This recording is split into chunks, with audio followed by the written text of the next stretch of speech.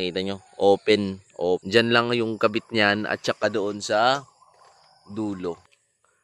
Ayan ho. So, good morning mga ka-farmers, no? Kumusta po kayo dyan sa inyong taniman?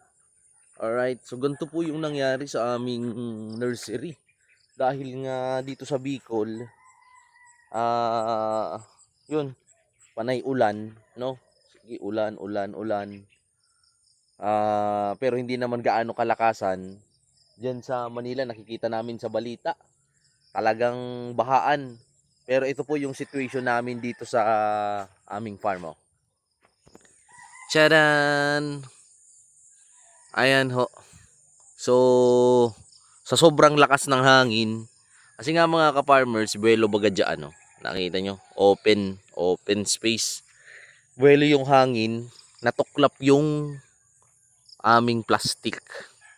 As in, natuklap talaga. Ngayon, tinupi muna namin, boy. Morning, boy. Triple check. Ayan yung aming plastic, tinupi muna namin. Hindi naman siya napunit, natanggal lang talaga. No, kasi ito po yung aming pagkakakabit nito, no. Ganito lang yung pagkakabit namin. Diyan lang yung kabit niyan at saka doon sa dulo. So diyan sa gitna wala na 'yan, no. Yun lang talaga yung bumigay. All right. So quick update lang mga ka-farmers sa ating farm, no. So ito na yung ating inilatag noon, no, kung nakita nyo sa aking shorts, no, inilatag ko to noon mga uh, 20 days ago. Ito na po siya ngayon, no. Napakaganda.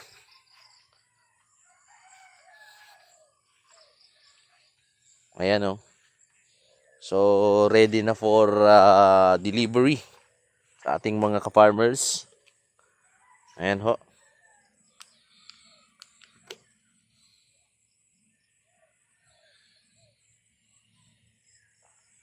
So, kumusta kayo mga ka-farmers? Comment down nyo naman kung